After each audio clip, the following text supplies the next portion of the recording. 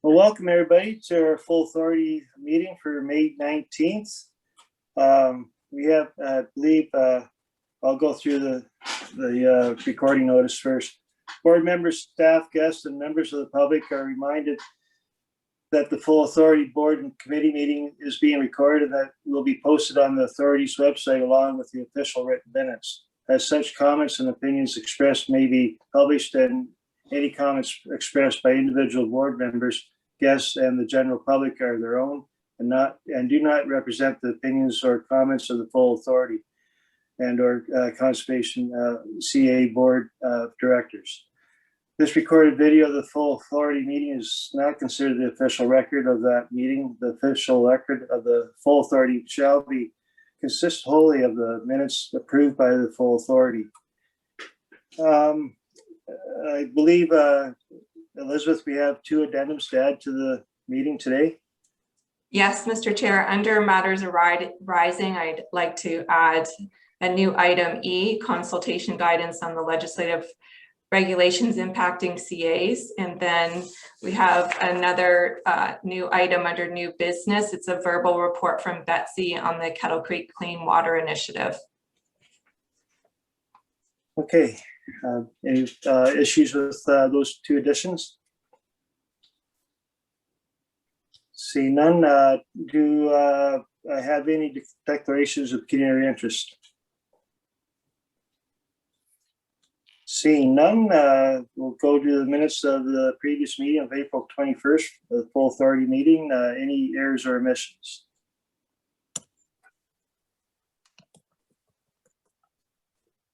I'll move the minutes. Moved by Jim. Can I have a seconder? Peters. Steve. I'll ask Elizabeth to call the vote. Kravitz, Yes. Jiguer, Yes. Harvey, Yes. Herbert, Yes. Mackey, Yes. Peters, Yes. Pelosa, Yes. Warwick,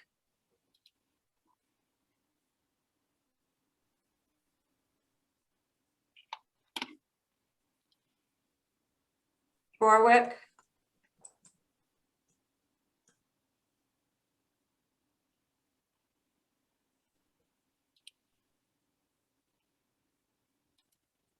Allison, if you can hear me, you're muted. There you go. Yeah, I just got kicked off. I just got back on. So yes. Okay. Yep. Thank you. Winfield Yes. and Jones. Yes. Mr. Chair, that motion passes with all 10 members present, and I'd also like to use that roll call as our official roll call for the meeting, noting that all 10 members are present. Okay, thank you. Sorry, forgot about that. That's okay. We have to add that in the agenda so I can remember it. Yeah. Okay, next we're going down to matters arising. So first item A is media report from Betsy. Go ahead, Betsy. Thank you, Mr. Chair. Just some social media from the past month. We profiled some pictures we received from one of our landowners of some bald eagles on his property, and that's a site where we've done numerous wetlands over the last number of years, so pretty exciting to see eagles in the area. We also promoted the fact that 2 of our trails are listed as stops on the Railway City scavenger hunt, as well as continued communications regarding our campgrounds. Question. Go ahead, Jim. Thank you. Thank you, Dan, or I call you your worship. Betsy, is that a common place for bald eagles? Is that something new in that area? They've always been there, or it's just that they've just all of a sudden shown up? It's through Mr. Chair to you, Jim. It was new for the property. Oh, that's interesting then, isn't it? Good. Thank you. Okay. Any other questions for Betsy? If not, we'll move down to item B, May project tracking. Elizabeth? Mr. Chair, a number of initiatives over the past month. The wetland creation project is completed now at the admin center. and a private property in Central Elgin. Betsy's been helping to develop a Western Lake Erie Student Summit for 15 high school classes, including a class from our watershed. It included asynchronous and synchronous sessions are being held with each class, culminating in a summit at the end. KCC is supporting the development of the summit and creating content for the synchronous session with Central Elgin Collegiate class. Our tree planting program is up and running. It started April 26th, and we began by planting 200 large stalk trees along roadsides in Central Elgin. Machine and hand planting of the seedling sites started in May. We organized contactless pickup for all of our green and community seedling orders. 95 landowners picked up over 15,000 trees on May 7th. So that speaks to just how seamless of a process that was. And our campgrounds did open to seasonal campers on May 1st. Any questions for Elizabeth? Or you're not quite done? There you are done. Any questions for Elizabeth? Seeing no questions, we'll move on to item C, May watershed conditions from Jennifer. Thank you, Mr. Chair. It's been a pretty quiet month of conditions. It's nice to see that the water levels in Lake Erie have been reasonably stable, although they are set for their seasonal increase over the summer months. And with that being said, because the water levels have been quite a bit lower than what we've seen in the last couple of years, we're going to switch from our monthly blanket statement of just reminding residents of, particularly Port Stanley, of the dangers of storm surge, and just moving towards a more event-based flood messaging. While we're still obviously monitoring and keeping an eye on things, we'll just send out those messages during events. And then another thing that we'll be talking about later is that we were able to get national disaster mitigation funding for updated flood mapping in Port Stanley, which is a great project. Okay, any questions for Jennifer? Definitely nice to see the lake level starting to come down to somewhere close to normal. It's good to see that. No questions? And we'll move down to our next report, KCCA membership. And I think Elizabeth doing this one. Mr. Chair, just before we do that, I do see a raised hand from Steve Peters. I don't know if he has a question. Okay, go ahead, Steve. I've only got 4 faces on my screen, so if you want to speak, just okay. holler. Will do. Thanks, Mr. Chair. A question about the creek flow. We didn't have a lot of snow this winter, and it's been a really dry spring. What's the flow in the creek itself like? To you, Steve, through the chair. The water levels have definitely been going down. We didn't have a lot of rain over the last couple of months. Spring was reasonably low in precipitation, so there is still flow, but hopefully we're going to see some of those those summer storms that'll help keep those base flows up. And just for my own interest, and I don't believe I've asked this question before, does anyone have water taking permits from the creek? I remember there used to be a place down around Meeks Bridge near Port Stanley, but I don't know if they take any water anymore. Does anyone take water from the creek? There's about, I think the last time I checked, there's about 40 or 50 permits to take water in the watershed, but very few are taken directly from the creek. They're mostly groundwater sources or directly from the lake. I think there's only a couple. I'd have to check. I can get back to you, but there's not very many. No, that's good. Thank you. Question? Go ahead. Thanks, Mr. Chair. To Jennifer. Does not the Union Golf Course take water from the creek anymore? Sorry, Jim. I believe that they have a couple of permits to take water, but they're from their own online ponds. I know they've enlarged their pond to at least 3 times the size, but I was under the impression at one time they were taking water from the creek. So they probably, would they have to get a permit every year to do that? Is that the way it works, as Councilor Peters asked?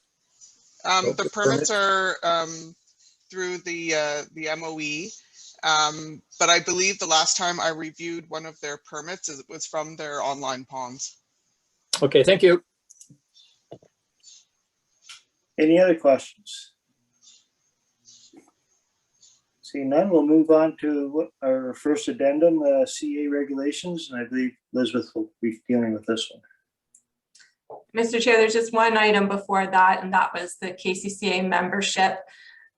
We now have all 7 municipalities have passed the motion in favor of our current membership, and that letter was forwarded to the minister and is also posted now on KCCA's website. Okay. And if I Any go to questions? the, Oh, go ahead. I was just going to go to the next item then if there were no questions. Sure, go ahead. So the province did this week release a consultation guide for developing the final regulations of for the Conservation Authorities Act. Again, these aren't the actual regulations themselves. They're doing it a little bit different this time. They've come out with a consultation guide. In many ways, it's more of just a common language guide, and then the regulations are expected to come out after we get feedback on this consultation guide.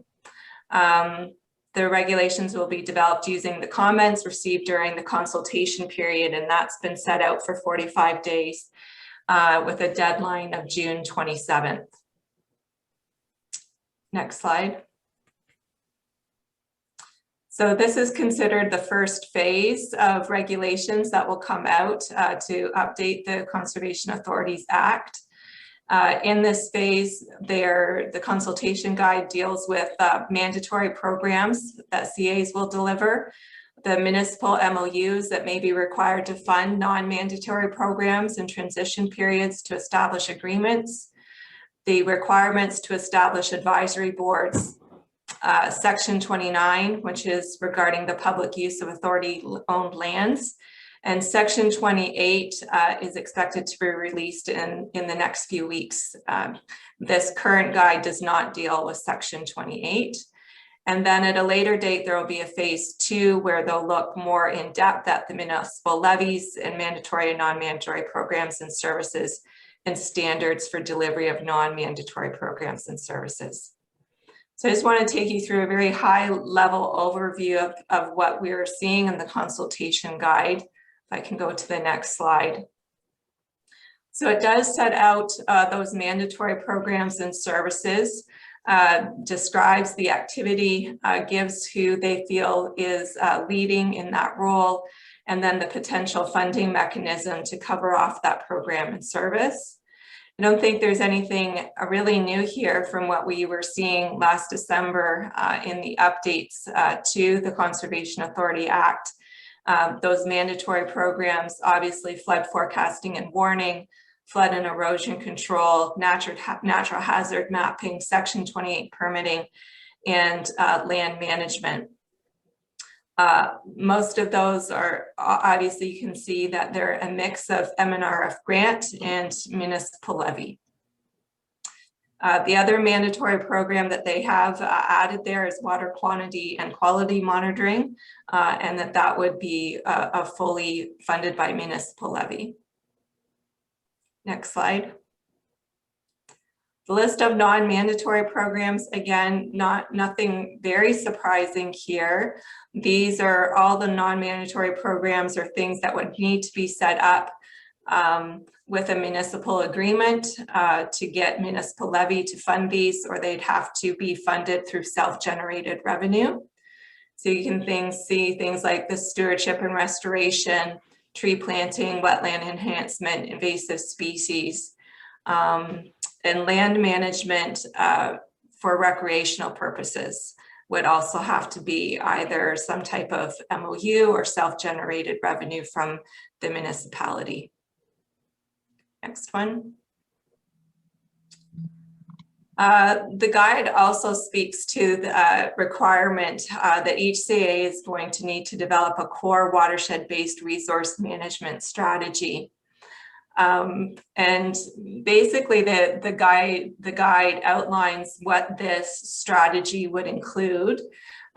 Basically it would outline guiding principles and objectives, characterize the state of the watershed really, and then give scope to what the strategy is that we would use to address those management of those natural resources. It would list things like our existing technical guides, our monitoring framework, and an analysis for a more effective implementation. It also needs to outline annual reporting on our accomplishments and our outcomes, and provide an organizing framework for categorizing the mandatory and non-mandatory. It's almost like a work plan, I think, for the watershed. The other thing is it has the guide states that each property shall have its own management plan as well.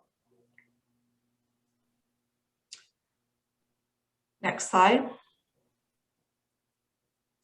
The guide also speaks to the municipal agreements in the transition period.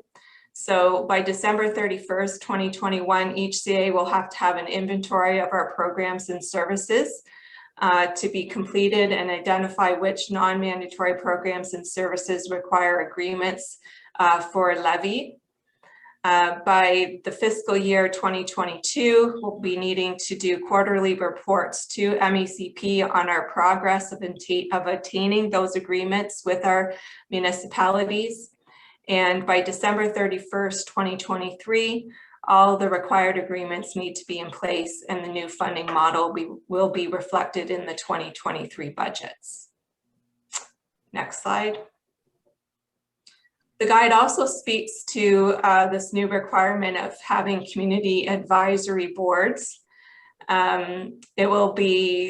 This requirement will be prescribed in regulation, and the community advisory boards are to provide advice to the authority. Members will need to reside in the authority's jurisdiction. It does set out that there would be a minimum of 5 members on the advisory board, with a minimum of 1 authority member to be appointed. The terms of reference will be developed and approved by the CA board. And they also provide a little bit of a guidance as to what these advisory boards would be doing. They see it as providing advice on authority's strategic priorities, discuss opportunities to coordinate with other environmental initiatives, and identify community engagement or outreach opportunities. The last highlight that I wanted to address coming out of the consultation guides is a minimum levy. It does establish the ability to introduce a minimum levy, which would be a fixed minimum amount as portion of the authority's operating expenses that the authority would be allowed to levy to each member municipality. And this is taking into account that there are some items within the authority's business that just need to be in place in order to do all of those mandatory programs and services, but are difficult to link to each separate one. So they're thinking a minimum levy that accounts for staffing and expenses, any of the board expenses, financial expenses, basically the overhead would form what would be known as a minimal levy that would be charged out to the member municipalities. I'm also thinking the guide right now is silent on the expenses related to the things like those advisory boards. I'm imagining that expenses related to those advisory boards would be perhaps linked into this minimum levy, but that's not clear at this time. Likewise, the costs around doing this new management strategy aren't clearly outlined within the guide as well. But that does represent a fair bit of work for staff to come up with these management strategies. And so I think we'd be looking a little bit more guidance from the government on how they wish us to look after the expenses to come up with those management strategies as well.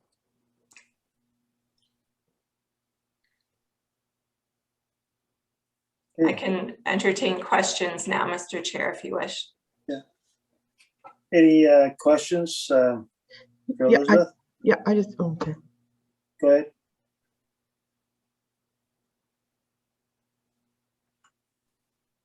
Did we lose her? I have my hand up if we want to wait, if you want to take my question while we're waiting for Elizabeth. Sure, go ahead. Okay, thanks, Grant. And through you to Elizabeth. Again, I jumped on that meeting yesterday with Andy Mitchell, and I think that went a long way to going through those guidelines and looking through and seeing what the areas of concern are so far with the different conservation authorities. I just had a question earlier, and I wasn't going to ask it on that forum, and that was related to the program and activities, and it was the non-mandatory program. I was reading here, the invasive species management, it says that we're the lead in the delivery on that. Has that always been the case? Mr. Chair, to Allison, yeah, invasive species is one of those programs that authorities has entertained as they've had the resources or ability to do so. Mm-hmm. Okay, thank you. Any other questions? I'll be sitting in on that seminar this afternoon. I couldn't make yesterday's, but they at least offered it 2 days in a row. So it does look like, it seems face value that our expenses are going to go up just to manage the new initiatives that they're proposing at face value at this point. It seems to be that levy is probably going to go up and we're going to have some pressure. Am I wrong in stating that, Elizabeth? I would hope that your levy wouldn't go up any more than it is now. I think the way that we have our budget framed right now, I think that most municipalities are aware of what the mandatory programs are and what the non-mandatory programs are. A lot of our programs are already funded in the way that the province is asking us to, in terms of our recreational services are completely self-funded, our stewardship is completely self-funded. Certainly tree planting is a mix. I think it'll be a way of rethinking how that municipal levy is portioned out. So it's a little bit, I guess, more transparent in terms of what is being allocated to overhead or what is being allocated to each one of those mandatory programs and services. But locally, I don't see the levy increasing. My only concern is the management strategy that they're asking us to do, just how detailed that is, and how many staff resources it'll take to do that. I mean, the positive thing of the management strategy is it gives us an opportunity to really speak to how the mandatory and non-mandatory programs work together for the best results of the watershed. It's not like the non-mandatory programs such as stewardship and tree planting aren't contributing to or benefiting our mandatory programs by reducing or mitigating the risks of flood. So I think that is a positive that would come out of those management strategies. It's just working around how in-depth those are going to be. The other thing is coming up with management strategies for each one of our properties. I think would be time consuming and might come with our resource cost in terms of finance. And that'll be something I think that I would hope they would allow us to phase in rather than having management strategies for each one of our properties by the 2023, which I don't think that we would have the finances or staff resources really to commit to a quick turnaround timeline like that. But those are some of the things that we can tease out of this consultation period. Conservation Ontario is taking a look at this now. Expect a number of meetings coming up just to discuss possible issues, but also benefits of the consultation guide, and will be fully discussed at the upcoming Conservation Ontario Council meeting, which I believe is on the 21st. So I'll have a more updated report for members as well at our June meeting, well in advance of these comments being needed to submitted to the province. Any other questions for Elizabeth?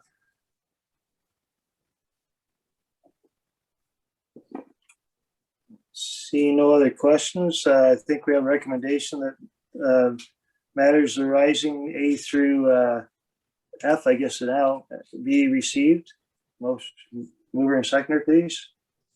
I could move Grant, Steve. I'll second it. Ralph seconds. Call the vote, please, Elizabeth. Steve Harvey. Kravitz, Yes. Jaguar, Yes. Harvey, Yes. Herbert, Yes. Mackey, Yes. Peters, Yes. Pelosa, Yes. Warwick, Yes. Winfield, Yes. Jones. Yes, That motion passes, Mr. Chair. thank you. Move down to correspondence. First one's from Conservation Ontario, sent to Minister of Environment. And anything to discuss there, Elizabeth? Mr. Chair, I have no comments on either pieces of correspondence. Any questions or concerns from the board members?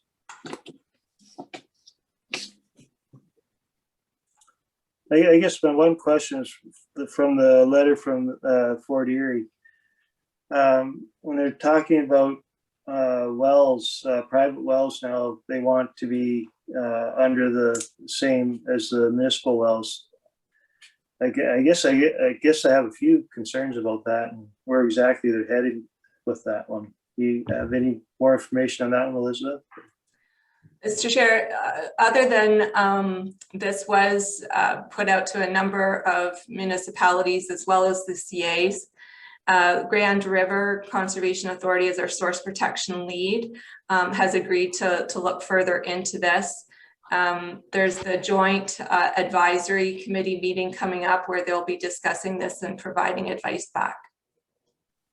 Okay, thank you. Any other questions for correspondence? If not, we have our recommendation, the correspondence we received. Loza. And Kravitz will second. Kravitz. Call the vote, please, Elizabeth. Kravitz, Yes. Jaguar, Yes. Harvey, Yes. Herbert, Yes. Mackey, Yes. Peters, Yes. Pelosa, Yes. Warwick, Yes. Winfield, Yes. Jones. Yes, That motion passes, Mr. Chair. thank you. And I don't believe we have anything for revenue and expense. No. So we'll move on to new business.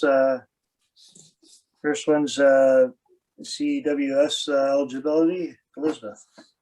Mr. Chair, sorry, we've put in that Kettle Creek Clean Water Initiative.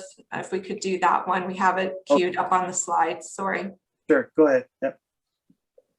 Thank you, Mr. Chair. I have a project for you to consider today through the Kettle Creek Clean Water Initiative. It's a wetland creation project, and this site was actually planted by Kettle Creek back in 2011. So in that aerial photo, you can see those rows of trees that are now showing up. But there was one area on the property that you can see there that was just naturally wet and was never able to be planted into trees. So now we're looking to enhance that area through the creation of 2 cells. The estimate for the project is $15,130. And Ducks Unlimited and the Elgin Stewardship Council will also be supporting this project. So the request from the funds from the Kettle Creek Clean Water Initiative would be $3,000. Okay. Any questions? It's just a next step in a really great project. You have a recommendation for that one, Elizabeth? Is there a recommendation on the PowerPoint, Betsy? No, sorry. it would, no.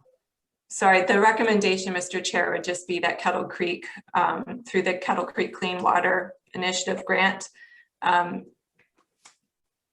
give $3,000 to this project.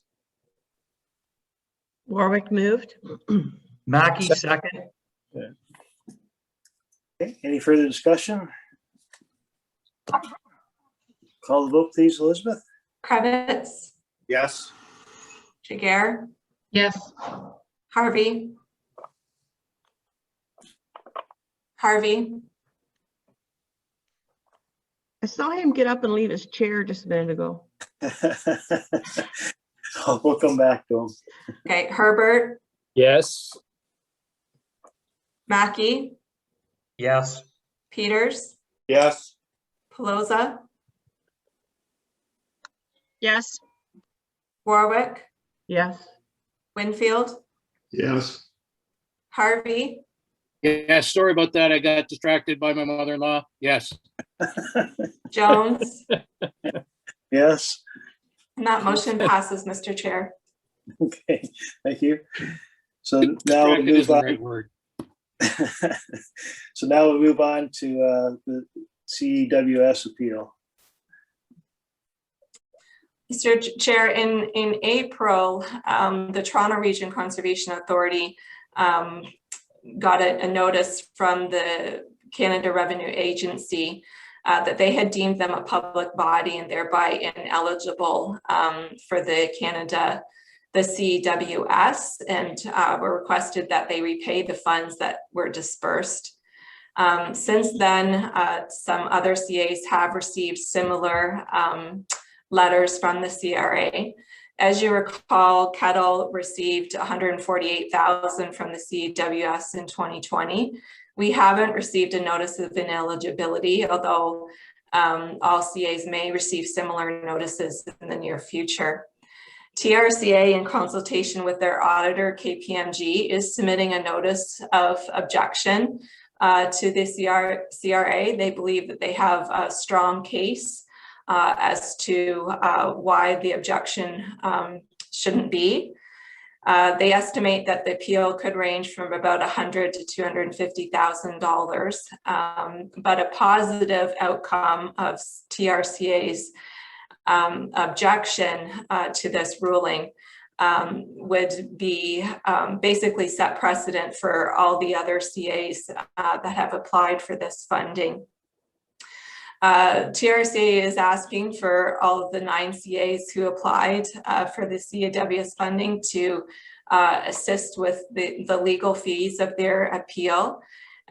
This would be apportioned out to the CAs who do participate in an apportioned basis based on the amount of funds that they did receive from CEWS. So as I put out in the advance report, I did seek guidance from our auditor as well in terms of what they thought was a good course of action. They agreed that supporting TRCA was probably a good move, that if we did indeed receive our own notice of objection, it would be very costly to undertake a defense on our own. Based on the funds that have been received by the other CAs, we're talking about $6 million that has been received by the CAs in total. So we, based on what we've received, we could anticipate contributing between $2,300 and $5,000, around $2,300 to $6,000 to be part of this appeal. So today I'm asking for the board's support to support Toronto and Region's appeal to CR's determination that CAs are not eligible for Canada's emergency wage subsidy. Questions or concerns? Question? Go ahead. Thanks, Mr. Chair.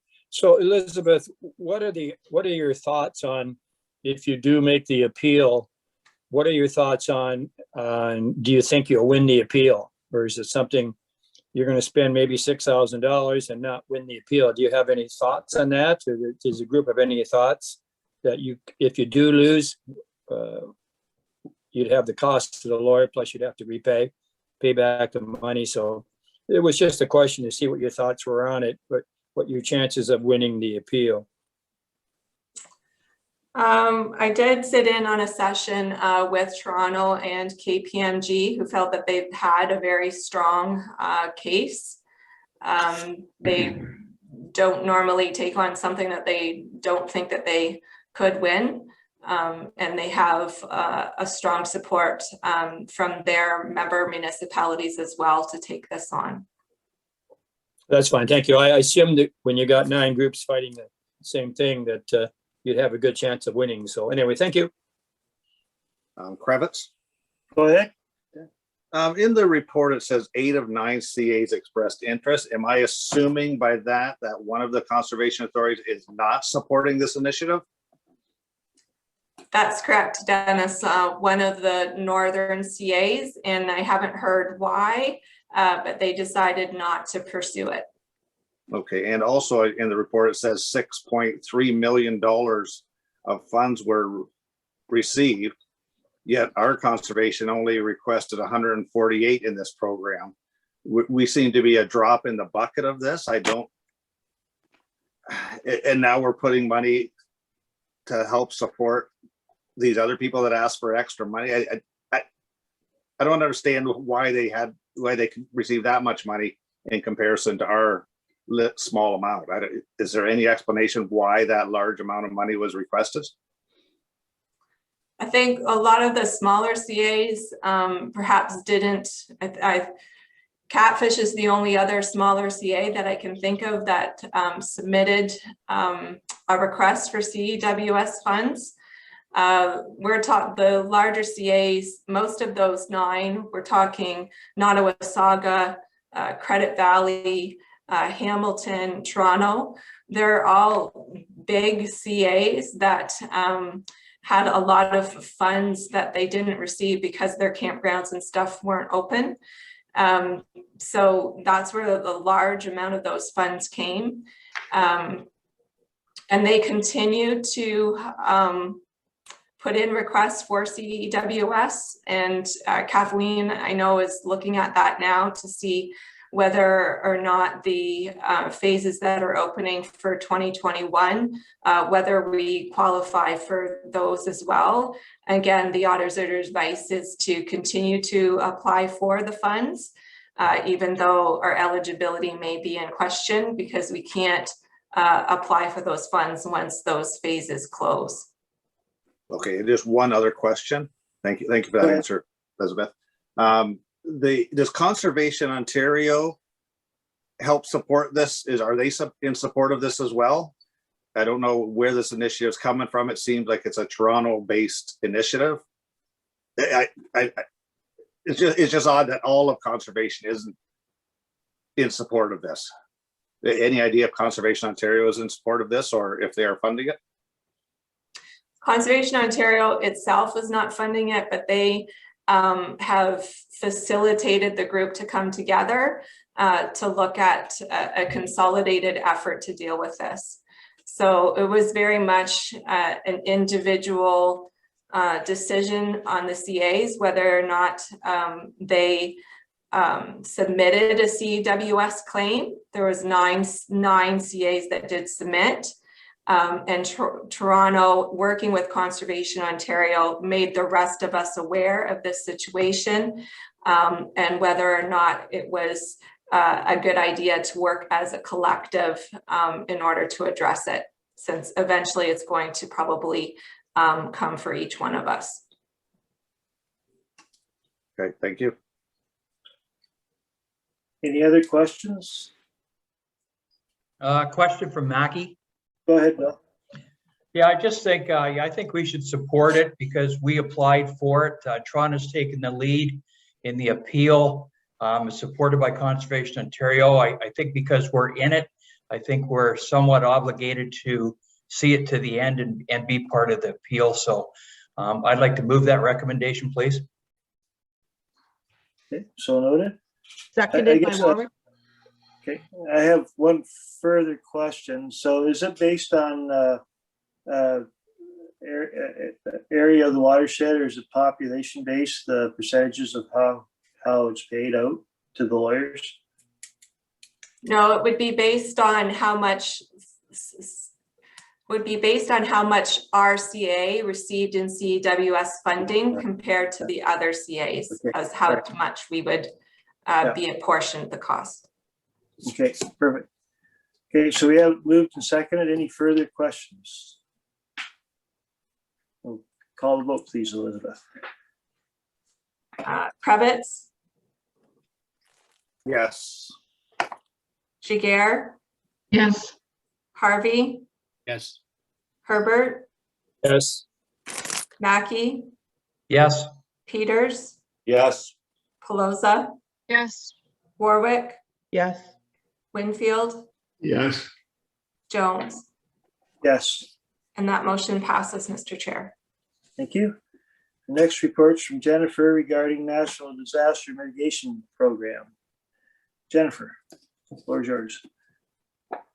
Thank you, Mr. Chair.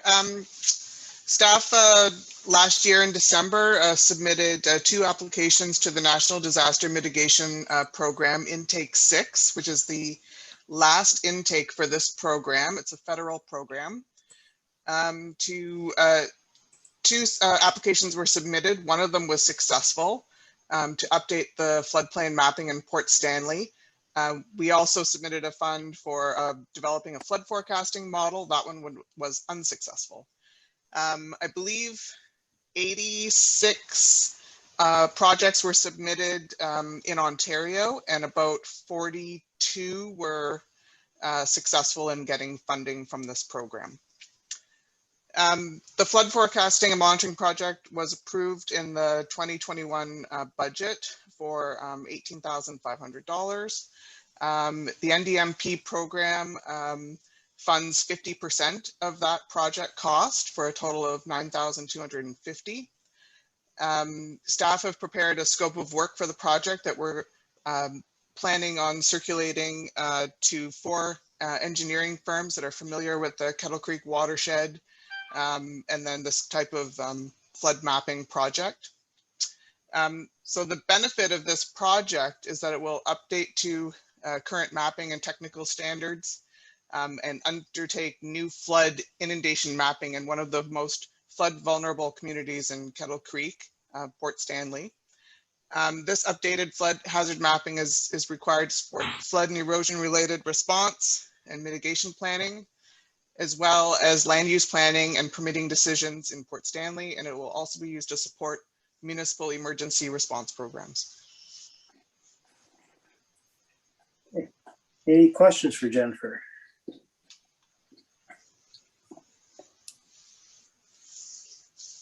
Being no questions, so the recommendation is the staff proceed is to obtain quotes for a qualified consultant to undertake the riverine floodplain mapping for Port Stanley project for a total project cost of $18,500, and further that the project award be approved by the general manager or assistant manager and the chair or the vice chair to commence once a transfer payment agreement has been signed with the province of Ontario. Peters, I would so move. So Peters and Winfield. Any further discussion? Call the vote, please, Elizabeth. Kravitz, yes, Jiguer, Yes. Harvey, Yes. Herbert, Yes. Mackey, Yes. Peters, yes, Pelosa, yes, Warwick, Yes. Winfield, Yes. Jones. Yes. That motion passes, Mr. Chair. Okay, thank you. Next, reports from Betsy and the Clean Water. No, that's already done.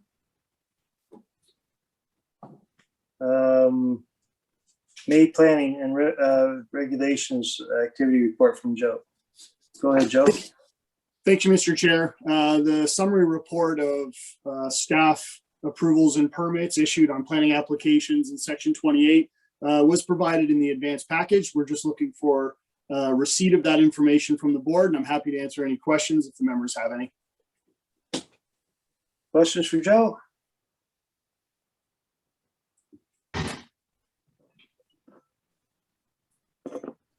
Being no questions. Is that a receive and file, I believe? Yeah, that's correct. Just to receive the report. Pelosa will move. Harvey Second. second. Harvey seconds. Call the vote, please, if there's no further concerns. Kravitz, yes, Jiguer, Yes. Harvey, Yes. Herbert, Yes. Mackey, Yes. Peters, yes, Pelosa, Yes, Warwick, Yes. Winfield, Yes. Jones. Yes. That motion passes, Mr. Chair. Okay, I think that's it for open session. Yes, Mr. Chair. So need a motion to go into closed session for security of property. Warwick? Pelosa, Call the vote, please. Kravitz, yes, Jiguer, Yes. Harvey, Yes. Herbert, Yes. Jones, Yes. Mackey, Yes. Peters, yes. Pelosa, yes. Warwick, Yes. Winfield. Yes. That motion passes, Mr. Chair. Thank you.